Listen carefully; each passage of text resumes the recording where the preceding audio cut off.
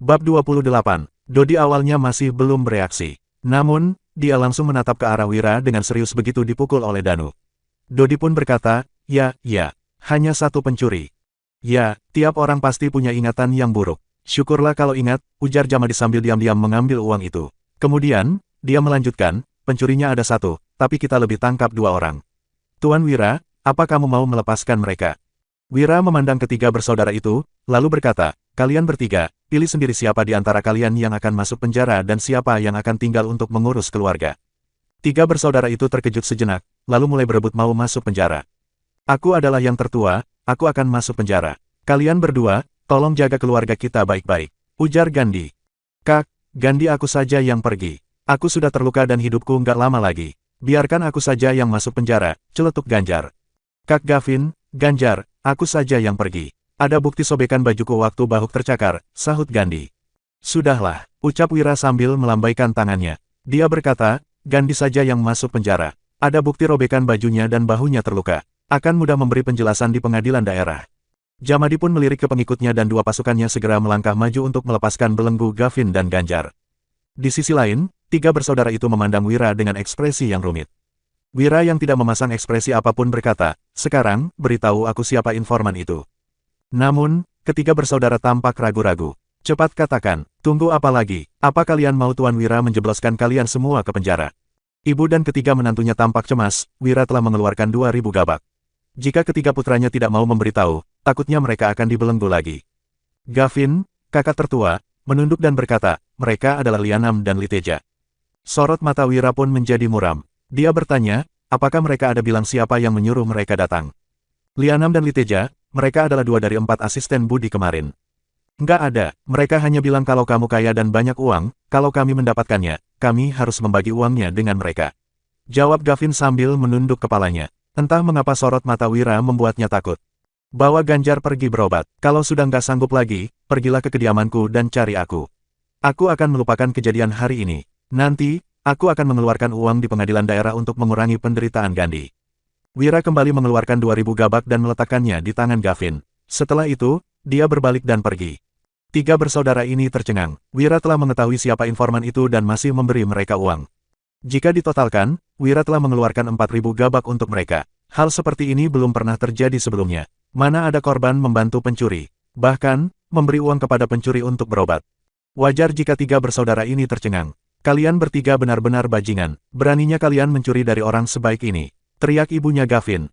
Ibunya Gavin beserta ketiga menantunya terkejut, lalu terus bersujud ke arah punggung Wira, Gavin, Gandhi, dan Ganjar juga menangis sembari bersujud ke tanah berkali-kali.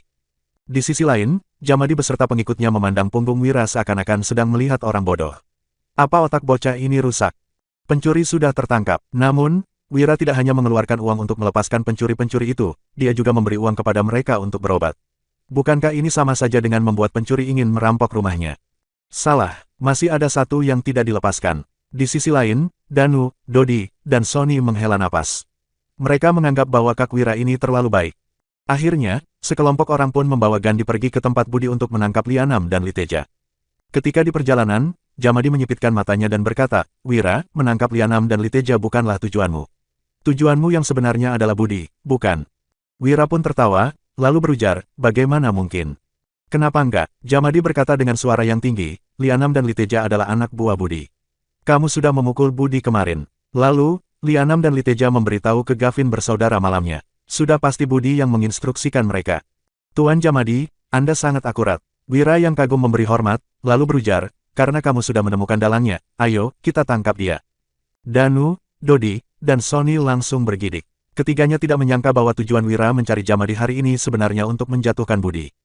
Jangan bicarakan hal-hal nggak berguna ini. Menjatuhkan Budi bukan hal sepele. Jamadi berkata dengan ekspresi tak berdaya, kami ini sama-sama pejabat pemerintahan. Apa yang akan dipikirkan oleh rekan-rekanku nanti? Bagaimana aku bisa hidup di masa depan nanti? Aku mengambil 2.000 gabak hanya untuk menangkap pencuri, bukan untuk menjatuhkan seorang kepala desa. Aku benar-benar nggak bisa melakukannya. Benar-benar nggak bisa, Wira memastikan. Ya, sahut Jamadi dengan tegas.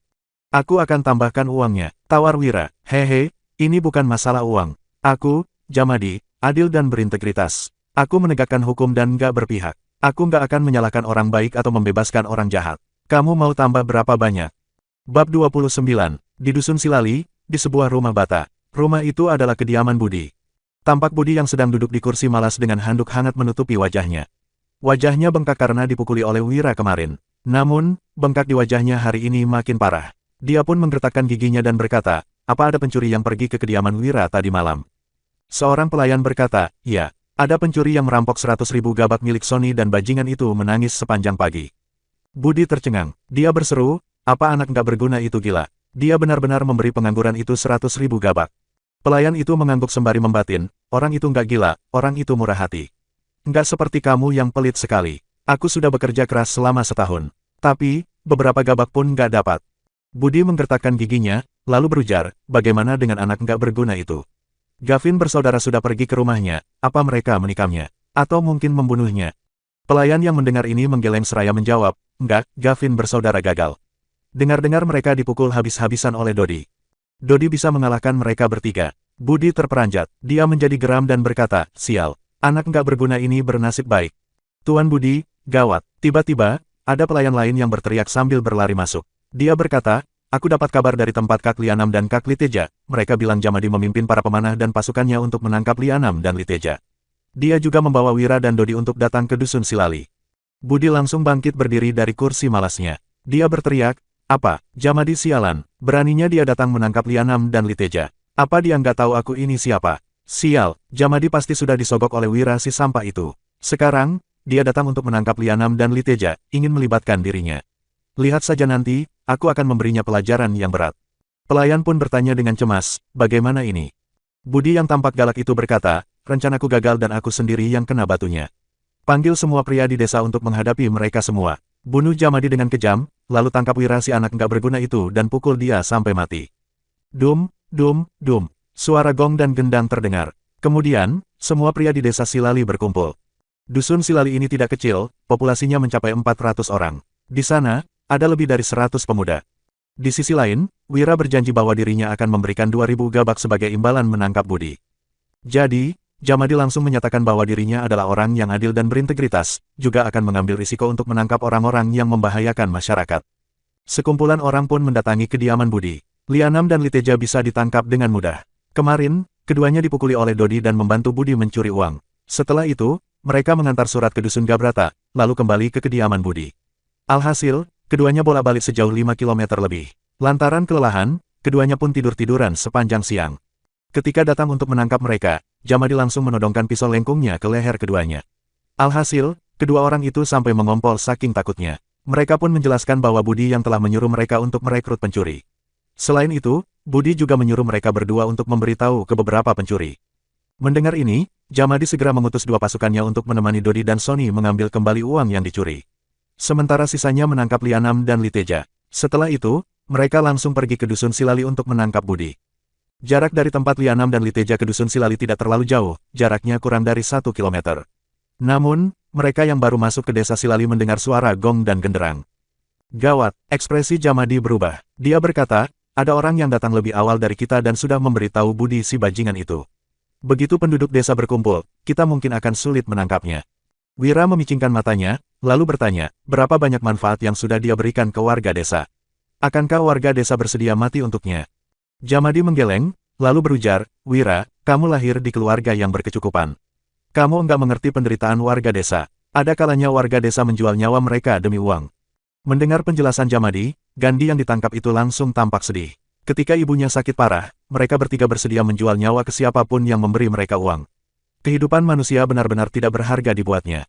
Danu, Dodi, dan Sony juga menundukkan kepala tanpa mengatakan apa-apa.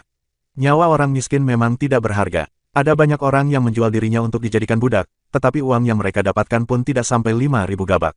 Sementara itu, Wira memberikan 100.000 gabak dan belum menyuruh Sony melakukan apapun. Mengatakannya ke orang lain pun tidak akan ada yang percaya. Wira mengangkat alisnya. Dia bertanya, kalau begitu, apa dia rela memberi seluruh desa 1.000 gabak? Benar juga, ayo, sahut Jamadi sembari menggertakkan gigi, lalu melambaikan tangannya. Kedua rombongan itu pun bertemu di depan gerbang desa. Di pihak Wira, ada Jamadi, 4 pemanah, 6 pasukan, Danu, Gandhi, Lianam, dan Liteja. Jumlah mereka ada 16 orang, di mana 3 orangnya merupakan tahanan. Sementara di Budi, dia memimpin lebih dari 100 orang. Orang-orang itu membawa tongkat, garpu tanah, garu, tombak, dan pisau besar. Mereka semua tampak sangat ganas.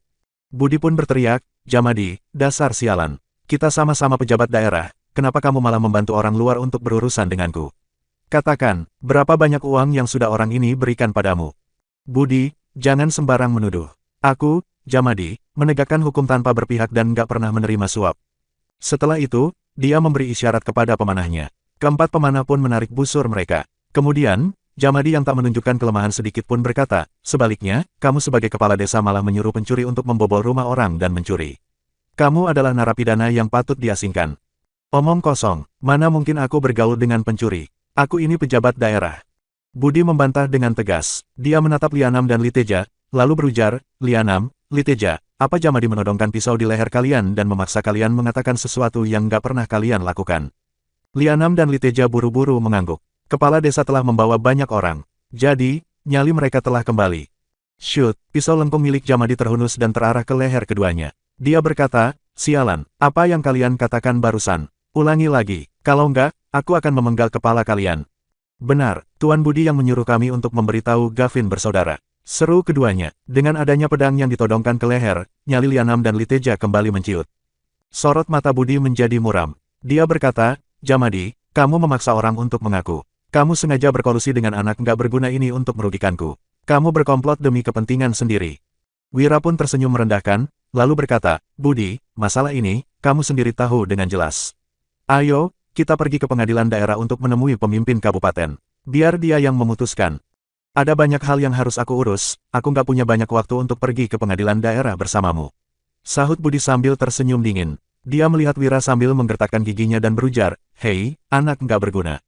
Kamu sengaja membuat kegaduhan ini, kan? Teman-teman, tangkap bocah ini."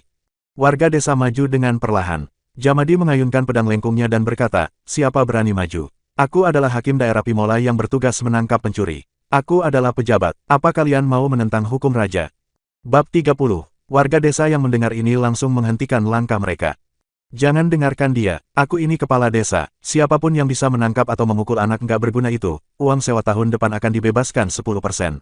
Budi menawarkan hadiah.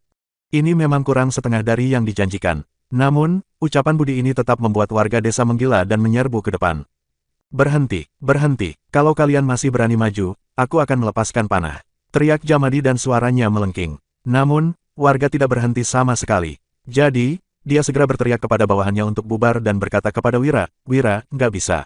Mereka sudah menggila. Ayo, mundur dulu. Aku nggak akan kenapa-kenapa, tapi kamu bakal dipukul sampai mati." Pemanah dan prajurit kekar pun mundur ketakutan. "Berikan aku busur dan anak panah." Wira meraih seorang pemanah, lalu mengambil busur dan anak panah di tangannya. Setelah itu, dia menarik anak panah tersebut. Whoosh, panah bulu meninggalkan tali busur dan memelesat ke arah penduduk desa. Penduduk desa yang menyerbu melihat Wira yang benar-benar melepaskan anak panah. Semuanya pun ketakutan dan langsung berhenti. "Siapapun yang berani maju, aku akan langsung menembakkan anak panah ini." Melihat kekuatan dari anak panah ini, Jamadi langsung berhenti dan memanggil 3 pemanah. 3 pemanah pun bersiap menembak. Wira berkata dengan suara yang dalam, "Danu, tangkap Budi." "Baik, Kak Wira," ucap Danu dan dia segera mengambil tongkat yang dibawanya. Dia pun mengejar Budi bak seekor harimau ganas yang baru turun gunung. Bagaimana dua putra Hasan bisa sehebat ini? Budi mengingat serangan Dodi yang kemarin, lalu melihat kekuatan Danu yang sekarang. Alhasil, dia berkeringat dingin dan langsung melarikan diri seraya berkata, "Adang dia dan biaya sewa tahun depan akan dibebaskan 20%. Warga desa yang baru saja kehilangan nyali langsung bersemangat lagi. Mereka pun mengacungkan senjata dan menyerbu. Orang-orang yang malang ini benar-benar menggila. Melihat ini, para pemanah tidak bisa tenang. Jadi, Jamadi buru-buru berkata, "Wira, cepat suruh Danu kembali. Dia hanya bisa melawan 1 orang, bukan segerombolan orang." Wira juga tegang. Bagaimanapun, Paman Hasan pernah mengatakan bahwa dirinya memang bisa melawan 10 orang dengan tangan kosong, tetapi 5 atau 6 orang yang membawa senjata bisa mengepung dan membunuhnya. Sekarang, Danu dikelilingi oleh ratusan orang dan semuanya membawa senjata.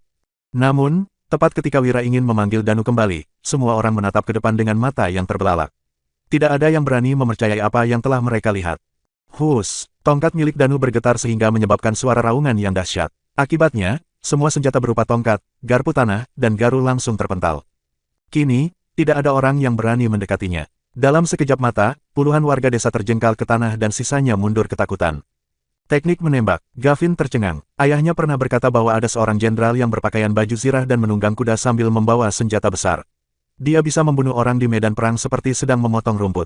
Gandhi tidak pernah mempercayai ini sebelumnya. Namun, setelah menyaksikan Danu mengayunkan tongkat itu, dia mulai percaya. Nak, bukankah anak ini bilang kalau dia hanya bisa melawan satu orang? Kenapa dia sehebat ini? Tanya Jamadi sambil menelan ludahnya. Kemudian, dia menatap 4 pemanahnya dan nyali mereka kembali menjadi kuat. Tidak peduli seberapa hebatnya kemampuan bela diri orang-orang yang menyerbu ini, selama tidak mengenakan baju zirah, para pemanah ini bisa menembakkan panah mereka. Wira akhirnya mengerti. Paman Hasan hanya mengatakan jika pihak lawan membawa senjata, tetapi tidak ada mengatakan jika Danu dan Dodi membawa senjata bisa melawan berapa orang. Buk, buk, buk. Tongkat milik Danu kembali bergetar. Lantaran tidak ada warga desa yang bisa mengadangnya, dia pun segera mengejar Budi dan menangkapnya. Setelah itu, Danu membawa Budi kembali dan melemparkannya ke kaki Wira seraya berkata, "Kak Wira, aku berhasil menangkapnya." Budi tampak putus asa. Kemarin, dia telah dipukul sangat parah. Hari ini, nasibnya tidak perlu dikatakan lagi. Wira diam saja. Dia memandang Jamadi sambil berkata, "Cepat tahan dia. Cepat belenggu dia," perintah Jamadi dengan terburu-buru. Kedua prajurit kekar pun membelenggu Budi yang gemetaran. Kepala desa Pimola benar-benar digulingkan dari jabatannya hari ini.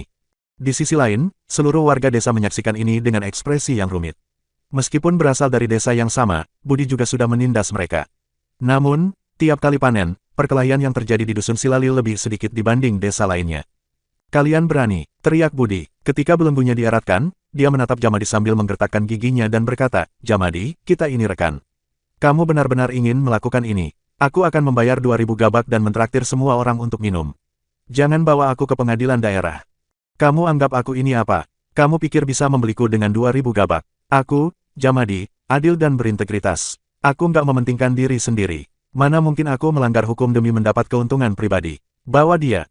Namun, Jamadi mengutuk diam-diam. "Cuy, dasar pelit. Sudah ditangkap hanya memberiku 2000 gabak. Wira saja memberiku 6000 gabak. Kurang." Melihat ekspresi Jamadi, Budi akhirnya mengerti. Dia pun memandang ke arah Wira sambil menggertakkan giginya, lalu berkata, "Nggak peduli seberapa banyak uang yang dia berikan padamu, aku akan menggandakannya. Cepat lepaskan aku." Mendengar ini, mata Jamadi langsung berbinar. 2 kali lipat dari 6000 gabak. Itu artinya 120.000 gabak. Bab 31. Detik berikutnya, Jamadi kembali tersadar bahwa perhitungannya salah. Namun, nominal yang ditawarkan sebesar 12.000 gabak itu termasuk cukup menggiurkan. Budi diam-diam merasa bangga. Sifat Jamadi memang sangat tamak, dia berani melakukan apapun asalkan diberi imbalan yang setimpal. Saat ini, sebaiknya dia memberikan sejumlah uang kepada Jamadi untuk membereskan pecundang ini. Setelah itu, barulah Budi akan membuat perhitungan pada Jamadi. Wira melirik Jamadi sekilas dan berkata, "Kamu tergoda. Omong kosong apa, memangnya aku ini orang yang mementingkan keuntungan?" Ekspresi Jamadi tampak suram, dia melambaikan tangan sambil berkata, "Budi bersekongkol dengan perampok, bawa dia ke pengadilan daerah." "Jamadi, kamu." Seketika, Budi tercengang. Entah mengapa sifat Jamadi tiba-tiba berubah. Tanpa berbicara sama sekali, Jamadi hanya tersenyum sinis. Dia memang menyukai uang, tetapi Jamadi bisa membedakan uang mana yang pantas diterimanya. Budi adalah orang yang licik. Kalau hari ini Jamadi mengambil uangnya, cepat atau lambat, Budi pasti akan membalasnya. Sementara itu, Wira adalah orang yang murah hati. Dia bahkan memberi uang kepada pencuri, jadi tentu saja tidak masalah jika Budi menerima uangnya. Apalagi, hari ini Jamadi sudah mendapat keuntungan. Masa depan masih panjang, masih banyak kesempatan jika ingin mendapatkan uang. Budi menatap Wira dengan tak berdaya. Dia memohon, "Tuan Wira, aku bersalah. Asalkan Tuan bersedia melepaskanku, aku tidak akan berani bertentangan dengan Tuan lagi." Wira menggeleng sambil berkata, "Aku tidak percaya denganmu, sebaiknya kamu pergi ke pengadilan saja." Selanjutnya, 2 orang pengawal berbadan kekar itu membawa Budi pergi. Lantaran permohonan ampunnya tidak diindahkan, Budi berteriak dengan marah, "Kalian pikir kalian telah mengalahkanku? Asal tahu saja, aku punya antek-antek di daerah ini, kalian tidak akan berdaya menghadapiku. Cari orang, cepat cari orang." Wira melihat kepanikan Budi, tetapi orang lainnya tidak bereaksi sama sekali. Budi dibawa pergi bersama dengan Lianam, Liteja, dan Gandhi ke kota. Tidak lama kemudian, Dodi, Sony, dan kedua pria kekar itu menahan seorang pencuri dan 2 komplotannya. Uang yang dicuri juga telah ditemukan. Setelah menyewa 2 buah kereta dari desa dan Wira menuliskan sebuah surat gugatan, semua orang-orang itu bergegas berangkat. "Kak Wira," Dodi berkata dengan gugup, "menurut kakak, apakah kita akan bertemu dengan pemimpin kabupaten kalau mengajukan gugatan nanti?" Semua orang yang berada dalam kedua kereta itu merasa gugup. Tidak ada seorang pun di desa ini yang pernah bertemu dengan pemimpin kabupaten. Pada dasarnya, memang tidak ada yang ingin bertemu dengannya. Pasalnya, kalau bertemu dengan pemimpin kabupaten, berarti mereka sedang terlibat dalam sebuah gugatan.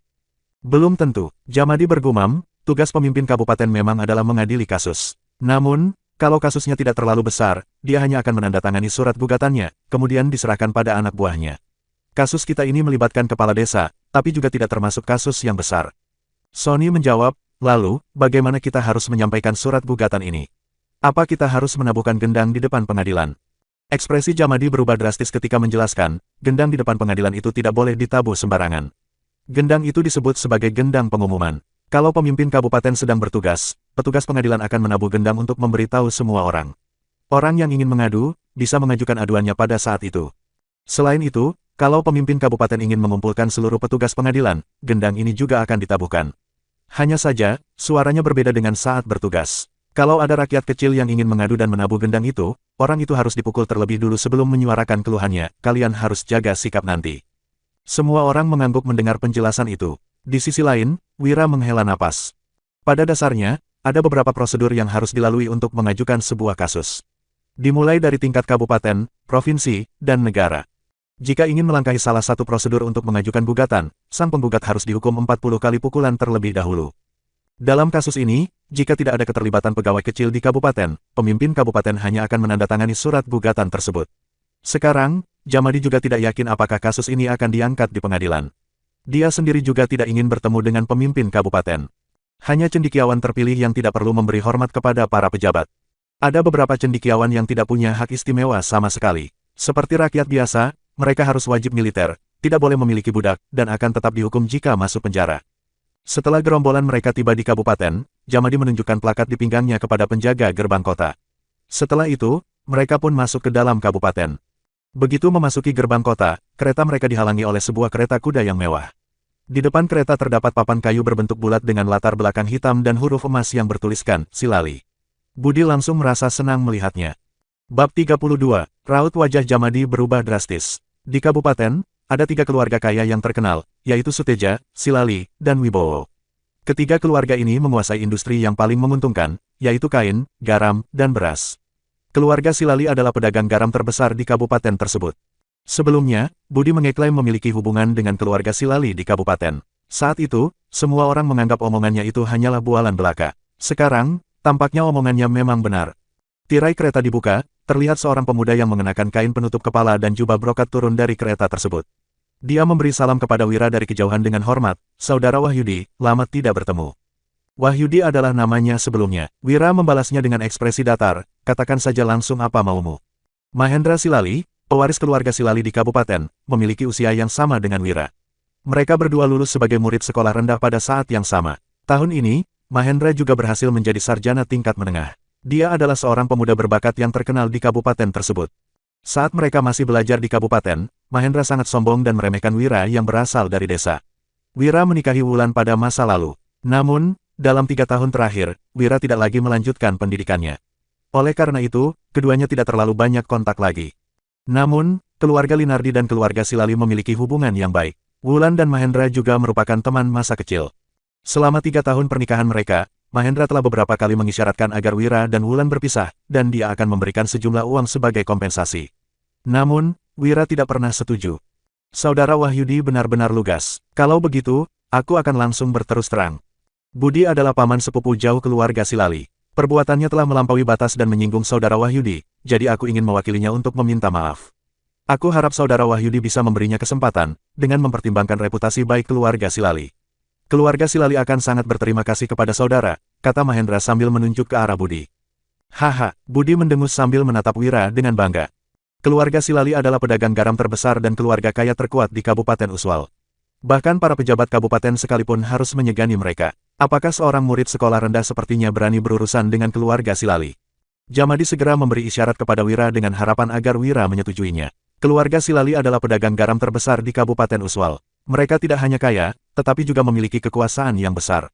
Di sepanjang jalan dari kota pusat pemerintahan ke Kabupaten Uswal, banyak perampok gunung yang sangat meresahkan. Selama ini, sudah banyak rombongan dagang yang dirampok. Namun, keluarga Silali tidak pernah mengalami masalah. Semua pejabat kabupaten, kepala distrik, atau petugas kabupaten yang baru menjabat, pasti akan mengunjungi keluarga Silali. Bisa dibilang, tanpa dukungan dari keluarga Silali, para pejabat kabupaten akan mengalami kesulitan yang bertubi-tubi. Bagi keluarga Silali, menghancurkan seorang pejabat kecil sama mudahnya dengan membalikkan telapak tangan. Seandainya saja sedari awal mereka mengetahui bahwa Budi memiliki hubungan dengan keluarga Silali di kabupaten, pasti tidak akan ada yang ingin terlibat dalam kasus ini. Wira memicingkan matanya sambil berkata, bagaimana kalau aku tidak menyetujuinya? Mahendra tersenyum ringan, kalau begitu, kamu tinggal pergi ke pengadilan daerah saja. Aku bertaruh suratmu tidak akan sampai ke hadapan pemimpin kabupaten. Tentu saja, kamu juga bisa menabuh gendang di depan pengadilan. Tapi, aku tidak yakin apakah saudara Wahyudi sanggup menahan 40 kali pukulan itu. Mendengar ancamannya, Wira memicingkan mata dan berkata, Budi menjebakku untuk menggadaikan Wulan, properti, dan tanahku. Selain itu, dia juga memaksaku menjual diri sebagai budak. Pasti kamu yang ada di balik semua ini, bukan? Jangankan status Budi yang hanya merupakan paman sepupu, bahkan kalau Budi adalah paman kandungnya, keluarga Silali juga tidak mungkin akan mengutus Mahendra untuk menangani masalah ini secara langsung. Sebagai pewaris keluarga Silali dan seorang sarjana yang berprestasi, Mahendra masih harus bekerja sebagai pejabat di masa depan. Jadi, sudah pasti dia tidak boleh terlibat dalam skandal apapun. Keluarga Silali tidak akan membela seorang pejabat kecil yang terlibat dengan perampokan. Satu-satunya kemungkinan adalah kedua orang ini berkomplotan, jadi Mahendra takut bahwa Budi akan membocorkan rahasianya ketika di penjara. Maka dari itu, Mahendra berusaha untuk menyelamatkan Budi. Satu-satunya orang yang mungkin memengaruhi Mahendra adalah Wulan, yang merupakan teman masa kecilnya. Budi terkejut melihat Wira. Sejak kapan pecundang ini menjadi begitu hebat? Dia bahkan mampu membaca isi hati orang. Padahal, Budi tidak pernah mengatakan apapun mengenai hal ini. Namun, Wira malah mampu menebak hampir keseluruhan kejadian ini hanya dengan melihat kemunculan Mahendra. Kamu jadi makin pintar sekarang. Mahendra juga terkejut mendengar penuturan Wira. Sontak, wajahnya menjadi murung, petani kampungan sepertimu tidak pantas bersanding dengan Wulan. Kalau bukan karena peristiwa keluarga Silali di masa lalu, kamu bahkan tidak akan punya kesempatan untuk mendekatinya. Aku dan Wulan adalah teman masa kecil, seharusnya dia menjadi milikku. Aku akan memberimu satu kesempatan lagi, ambil uangnya, lalu tinggalkan Wulan, atau kamu akan menghadapi bencana yang lebih besar di masa depan. Bab 33, Jamadi terkejut. Dia tidak menyangka ada rencana seperti ini di balik masalah ini. Budi tersenyum sinis. Jika bukan karena ada dukungan dari Tuan Mahendra, dia tidak akan berani menyusun rencana seperti ini terhadap seorang cendekiawan. Danu, Dodi, dan Sony mengepalkan tangan mereka sambil menatap marah pada Mahendra. Bencana yang lebih besar. Wira mengangkat alisnya dan menyipitkan matanya, lalu melayangkan sebuah tinjuan ke wajah Mahendra. Apakah ini cukup besar? Buk buk buk, Mahendra terhuyung mundur, setengah wajahnya memerah dan mulutnya berdarah. Jamadi dan Budi terdiam. Tidak ada yang menyangka bahwa Wira berani memukul tuan muda keluarga Silali di depan umum. Berani-beraninya kamu memukulku, teriak Mahendra dengan tatapan marah. Kedua pelayan Mahendra buru-buru menghampirinya. Sebelum mereka mendekat, Dodi telah menyerbu kedua pelayan itu. Wira berkata dengan ekspresi dingin, kamu bukan hanya mengincar istriku, tapi juga bahkan mau menghancurkanku. Memukulmu saja sudah termasuk hukuman ringan. Bagus sekali, Mahendra menyeka darah di sudut bibirnya. Aku akan membalas pukulan ini 100 kali lipat padamu. Di kabupaten ini, belum ada orang yang berani mengusik orang-orang keluarga Silali. Sekarang sudah ada, Wira menimpalkan dengan nada dingin, bukan hanya memukulmu, kalau aku mau menghabisimu juga bukan hal yang sulit. Mahendra tertawa sinis dan berkata, kamu hanya lulusan sekolah rendah, aku adalah sarjana. Kamu hanya orang kampungan, sedangkan aku adalah pewaris tunggal dari keluarga Silali. Tingkat pendidikan dan status sosial kita sangat jauh berbeda. Atas dasar apa kamu mau menghancurkanku?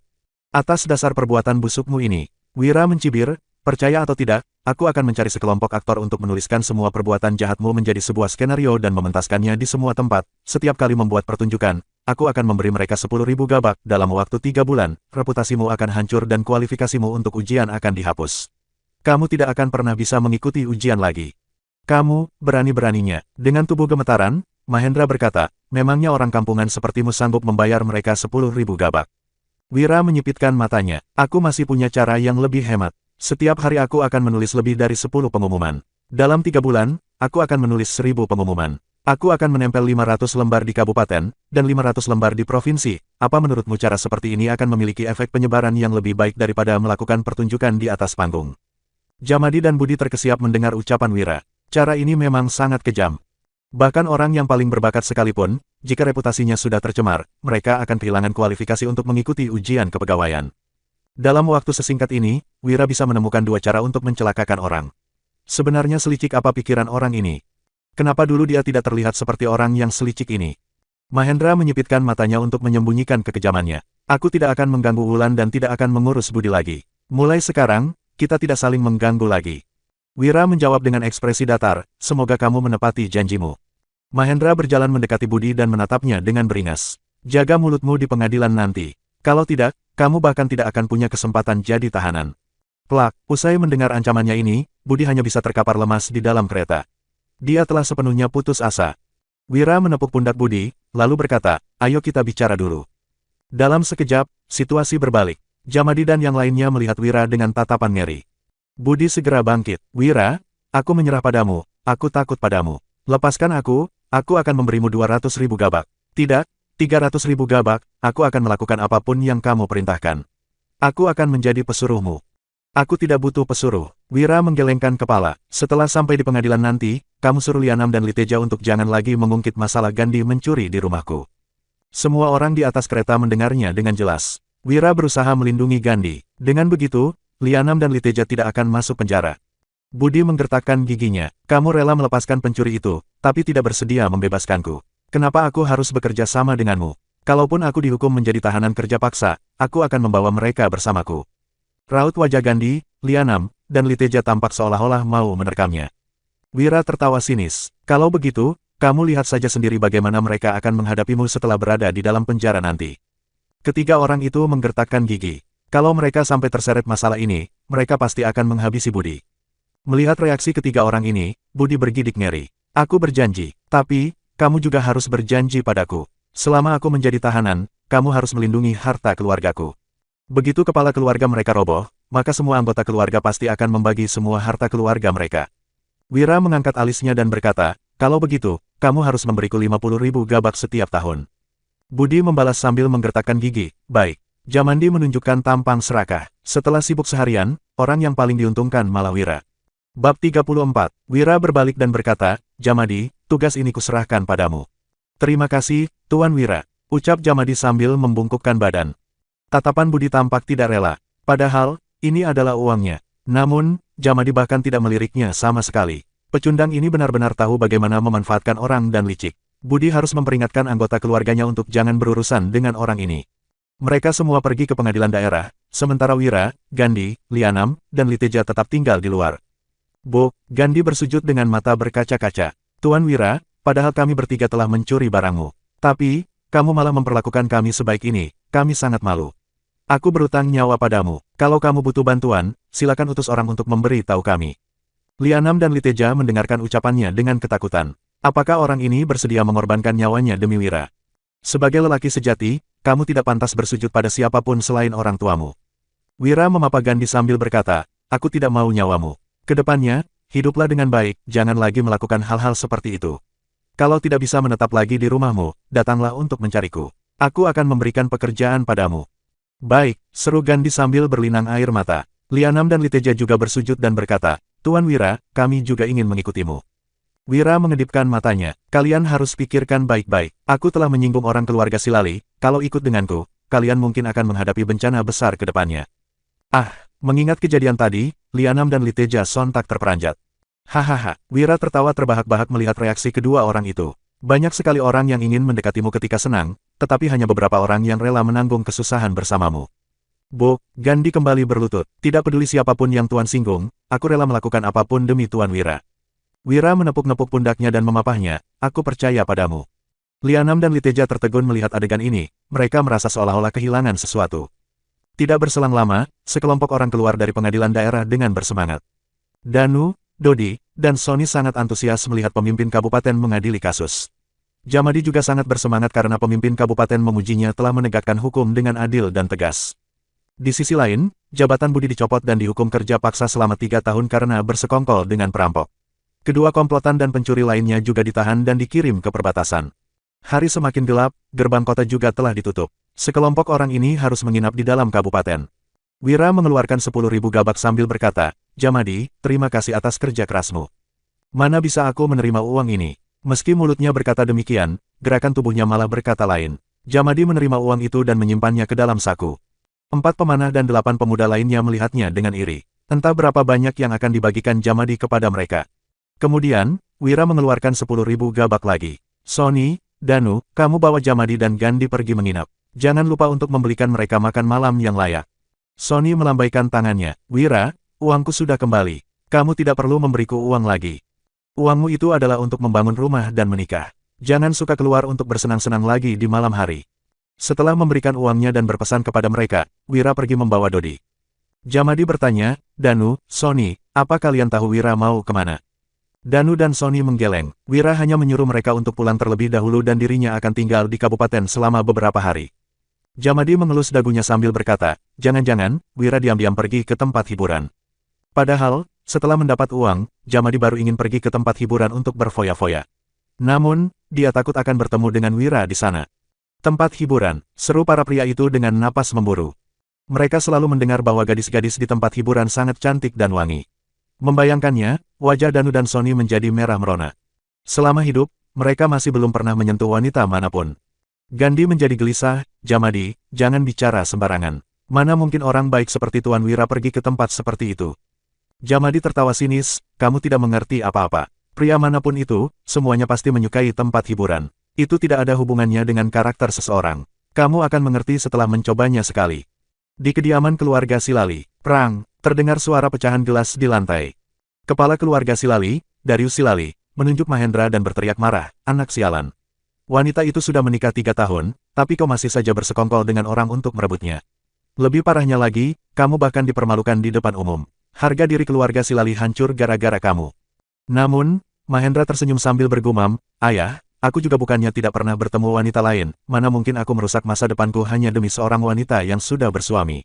Kali ini, aku berusaha merebut Wulan adalah demi masa depan keluarga Silali. Bab 35, Darius memicingkan matanya sambil berkata, Boris akan bangkit lagi di dalam istana. Boris Linardi adalah kepala keluarga Linardi, sekaligus ayah Wulan. Keluarga Silali dan Linardi adalah teman dekat selama bertahun-tahun, sampai ketika keluarga Linardi mengalami kesulitan. Pengamatan ayah memang jeli. Mahendra mengangguk sambil tersenyum tipis. Baru-baru ini, ada surat dari istana. Paman Boris telah menjadi teman dekat dengan tokoh terkemuka di istana dan sekarang telah menjabat sebagai Menteri Kiri.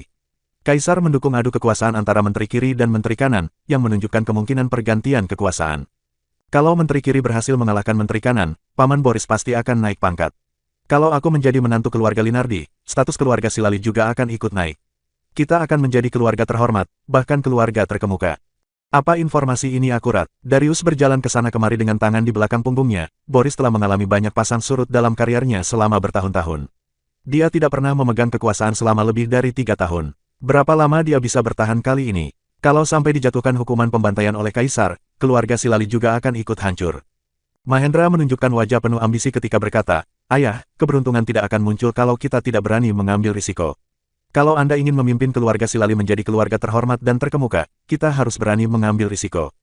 Darius menghela napas dan berkata, keluarga Linardi telah mengalami kesulitan berulang kali dan keluarga Silali sudah menjauh dengan mereka, ikatan persahabatan di antara kedua keluarga ini sudah habis terkikis. Kalau kamu berhasil mendapatkan Wulan, keluarga Linardi pasti tidak akan menolakmu karena mereka sangat peduli terhadap Wulan. Tapi, yang menjadi pertanyaan adalah, apakah Wulan akan setuju kalau kamu menghabisi orang itu? Kalau Wulan benar-benar ingin pulang, sedari awal keluarga Linardi pasti sudah menjemputnya. Saat itu, dia memang tidak mau pulang. Tapi, sekarang dia pasti sudah berubah pikiran. Oh, Mahendra bergumam, aku sudah mencari tahu, orang itu sering menyiksanya. Wulan selalu menangis setiap hari, jadi mana mungkin Wulan tidak ingin lepas dari kondisi menyedihkan seperti ini. Lagi pula, kalau orang itu sudah tidak ada, Wulan pasti tetap akan menerimaku. Kami sudah berteman sejak kecil, dia pasti tidak akan menolakku. Baiklah, laksanakan saja sesuai rencanamu. Darius menambahkan, kamu adalah keturunan keluarga Silali yang berbakat, jadi kamu harus pandai menjaga reputasimu. Lain kali, jangan lakukan hal yang bisa merusak reputasimu lagi, orang di keluarga ini akan membantumu membereskannya. Selama 3 hari berturut-turut, pintu toko besi keluarga Salim tertutup rapat. Dari dalam, terdengar suara pukulan keras, ledakan, dan suara mesin yang menderu. Namun, tak ada seorang pun yang tahu apa yang sedang berlangsung di dalam sana. Plak, Wira melemparkan segenggam lumpur ke atas batu. Wira, aku menghabiskan waktu seharian dan uang 30.000 gabak untuk membelikanmu sekantong batu grafit, segerobak tanah liat, sekantong batu kuarsa, sebuah tong, dan sebuah gerobak batu lilin kuning. Ayah menghabiskan 5 kantong batu bara dan bekerja keras selama 2 hari untuk membakar batu lilin kuning dan kuarsa untukmu. Dodi sampai kelelahan mendorong penggilingan selama 3 hari untuk menggiling semua bahan ini menjadi bubuk, kamu malah bermain lumpur di sini. Apa kamu tidak merasa bersalah pada kami bertiga? Dasar sepupu pecundang. Lestari berkacak pinggang, dadanya bergerak naik turun, wajahnya bersemu merah, dan matanya yang besar memandang tajam ke arah Wira yang sedang bermain dengan lumpur. Pamannya, Suryadi berkata dengan ekspresi serius, "Lestari, kenapa kamu berbicara seperti itu pada sepupumu? Wira pasti punya alasannya tersendiri untuk bermain lumpur. Jangan ganggu dia." Sejak kejadian Wira mencampurkan lumpur kuning ke dalam gula merah dan mendapatkan gula putih, dia merasa bahwa setiap gerakan keponakannya ini memiliki makna yang lebih dalam. Dodi, yang paling lelah dalam 3 hari terakhir, juga berusaha meyakinkan, "Kak Lestari, kita harus percaya pada Kak Wira. Alasannya bermain lumpur pasti berbeda dengan orang lain." Ya, memang berbeda. Orang lain bermain lumpur tidak perlu menghabiskan uang sepeser pun, sementara dia, tanpa menghitung upah tenaga kerja sekalipun, hanya berbagai bahan ini saja sudah menghabiskan hampir 50.000 gabak. Ujar Lestari sambil mengerucutkan bibir mungilnya. Awalnya, setelah kelima bahan tersebut dihaluskan menjadi bubuk, dia juga mengira Wira akan membuat sesuatu. Namun, ternyata Wira malah hanya bermain lumpur di sini sepanjang hari. Menghabiskan 50.000 gabak uang untuk bermain lumpur, sepupunya ini lebih boros daripada sebelumnya. Wira menjelaskan, "Aku membuat tungku kecil untuk memurnikan besi cair." Lestari mengeluh, "Untuk memurnikan besi cair, kamu perlu menggunakan tungku besar. Kalau tungku kecil seperti ini bisa digunakan untuk memurnikan besi cair, kelak aku akan melakukan apapun yang kamu perintahkan." Wira membalas sambil tertawa tipis, "Aku akan mengingat ucapanmu." Malam itu, setelah meninggalkan pengadilan daerah, dia tidak pergi ke tempat lain, melainkan langsung pergi ke rumah pamannya. Setelah mengalami pencurian dan berselisih dengan keluarga Silali yang kuat, Wira mulai merasa cemas. Dia teringat saat-saat di mana Danu menggunakan tongkat kayu dan kekuatan tempurnya melonjak. Wira bersiap-siap untuk membuat senjata tajam agar ketiga orang itu dapat meningkatkan kekuatan tempur mereka sebanyak mungkin. Namun, ketika dia bertanya kepada pamannya, Wira baru mengetahui bahwa teknologi peleburan besi di dunia ini sangat buruk. Orang-orang bahkan belum menemukan teknik untuk melebur baja. Masih memungkinkan jika mereka ingin membuat senjata biasa. Namun, untuk membuat pedang yang tajam dan kuat, itu adalah sebuah hal yang mustahil. Jadi, Wira tidak punya pilihan lain selain membuat baja sendiri. Untuk melakukan peleburan baja, diperlukan besi cair. Namun, toko besi mereka tidak memiliki tungku tinggi, oleh karena itu, mereka perlu membuat mortar tanah liat grafit. Untungnya, bahan pembuatannya ini tidak terlalu rumit dan Wira tahu apa nama bahan-bahan ini. Bahannya terdiri dari grafit, silikon dioksida, pasir bor, batu kuarsa, dan batu lilin. Membeli bahan-bahan hanyalah langkah pertama. Proses yang paling sulit adalah membakar, menggiling, dan mencampur bahan-bahan tersebut menjadi adukan tanah liat. Selanjutnya, adukan tanah liat harus dibawa ke tanur, di mana seorang guru pembuat keramik akan membantu dalam proses pengeringan dan pembakaran. Pekerjaan selanjutnya akan memakan waktu setidaknya 10 hari untuk membuat mortar tanah liat grafit. Untungnya, Wira hanya perlu mengeluarkan uang untuk melanjutkan semua pekerjaan itu, jadi dia menyerahkan tugas ini kepada sepupunya dan pamannya. Sambil menyeret tubuhnya yang lelah, Wira meninggalkan toko besi keluarga Salim. Bab 36. Di gerbang kota, Wira, Dodi, dan penduduk desa penjual ikan Dusun Darmadi berkumpul. "Kak Wira, hari ini kita berhasil menjual ikan seharga 30.000 gabak. Memang benar, semakin banyak orang, kemampuan kita juga akan semakin besar," kata Sony dengan semangat. Selain mendapatkan uangnya kembali, Sony bahkan bertemu dengan pemimpin kabupaten dan menginap di sini. Kalau Sony menceritakan hal ini setelah kembali ke Dusun Darmadi nanti, kepala desa mereka, Agus, juga pasti akan berubah pikiran terhadapnya. Istrinya juga pasti akan lebih hormat padanya lagi. Tidak akan ada yang memanggilnya Sony lagi. Mereka semua pasti akan memanggilnya Kak Sony. Saat ini, Sony sedang memimpin tim penjual ikan dengan penuh semangat. Tim penjual ikan terdiri dari 30 orang. Ketika panen besar, mereka bisa menangkap 500 kg ikan dalam sehari. Bahkan di saat kurang beruntung pun, mereka bisa mendapat 250-300 kg. Sebagian kecil hasil tangkapan mereka dijual di pasar, sementara sebagian besar lainnya dijual di kabupaten. "Kak Wira, kamu pasti sangat lelah dalam beberapa hari terakhir ini, kan?" Belasan anggota tim penjual ikan memberi salam kepada Wira dengan tatapan yang penuh syukur. "Memang agak lelah sih," jawab Wira sambil mengangguk. Selama 3 hari terakhir, Dodi dan pamannya melakukan pekerjaan berat, sedangkan Wira hanya membantu mereka. Namun, karena kondisi fisiknya yang buruk, dia merasa lelah bahkan saat melakukan pekerjaan ringan. Meskipun merasa lelah, Wira tetap berusaha untuk bertahan. Hanya saja, dia memang hanya bisa berdiri selama 15 menit setiap harinya. Penduduk desa melirik Dodi dan mengedipkan matanya. "Dodi, kamu juga pasti lelah, kan?" "Ya, kenapa kalian bisa tahu? Kami berdua sangat lelah selama 3 hari ini," Dodi menjawab dengan wajah yang masih kelelahan. Selama 3 hari terakhir, Dodi menghancurkan batu dan menggerakkan penggilingan. Semua itu adalah pekerjaan berat, sehingga Dodi masih kelelahan sampai sekarang. Hehe, para penduduk desa tertawa dengan ekspresi yang aneh. "Sony, apa yang terjadi dengan mereka? Kenapa Danu tidak ikut menjual ikan?" Wira mengerutkan kening saat melihat wajah aneh penduduk desa. Wira tampak canggung saat menjawab, "Kak Wira, aku tidak tahu siapa yang menyebarkan rumor bahwa malam itu kamu tidak bersama kami karena membawa Dodi ke tempat hiburan. Sekarang kabar itu telah menyebar ke seluruh desa Pimola. Selama 3 hari ini, semua orang mengatakan bahwa kamu sedang berada di tempat hiburan. Bibi Hani tidak mengizinkan Danu ikut menjual ikan karena takut kamu akan membawanya ke tempat hiburan. Sialan, ingin sekali rasanya Wira berkata kasar. Selama beberapa hari ini, dia berusaha keras memperbaiki citranya dan menjadi pria yang lebih baik. Namun, kabar bahwa dia menghabiskan 3 hari di tempat hiburan telah menyebar. Citra buruk sebagai pecundang semakin melekat padanya. Dodi langsung merasa panik, aku ini pria sejati, mana mungkin aku pergi ke tempat hiburan. Dodi, justru karena kamu adalah pria sejati, makanya bisa pergi ke tempat hiburan. Wira menegaskan. Kalau wanita yang kesana baru tidak ada gunanya. Akui saja, tadi kamu sendiri mengatakan bahwa kamu dan Wira sangat lelah selama 3 hari ini. Kami juga punya istri, kami mengerti, kata anggota tim yang lain. Kalau kalian tidak pergi ke tempat hiburan, lalu kemana kalian pergi? Para penduduk desa itu tidak menyerah untuk mencari tahu. Kami, Dodi tidak bisa mengatakan alasan sebenarnya. Wira menegaskan bahwa urusan toko besi keluarga Salim tidak boleh diceritakan kepada siapapun. Para warga desa menggelengkan kepala mereka dan tersenyum. Kalau tidak bisa menyebutkan alasannya, berarti mereka memang pergi ke tempat hiburan. Sony melanjutkan, Kak Wira, kabar tentang kamu menangkap Budi telah menyebar di seluruh desa Pimola. Lalu, apa dampaknya? Dampaknya besar. Kak Wira tahu tidak Budi itu orang seperti apa. Ketika warga desa melihatnya, mereka akan ketakutan dan menghindarinya. Bahkan anak-anak saja akan menangis kalau mendengar namanya. Tapi, kamu malah berhasil menjebloskannya ke penjara. Sekarang, semua orang jadi lebih takut padamu. Uhuk-uhuk, Sony menambahkan lagi, oh iya, Pak Agus juga. Pak Agus kenapa? Tanya Wira. Setelah mendengar kamu menjebloskan Budi ke penjara, dia langsung jatuh. Balas Sony. Wira berseloroh, itu pasti karena lantainya licin. Kak Wira, masih ada satu hal lagi. Apa? Kak Wulan juga sudah dengar rumor tentang kamu pergi ke tempat hiburan. Wira berkata dengan kesal, biar kuselidiki manusia brengsek mana yang menyebarkan rumor itu, aku mau menghabisinya. Bodoh sekali kalau aku pergi ke tempat hiburan padahal aku punya istri secantik itu di rumah.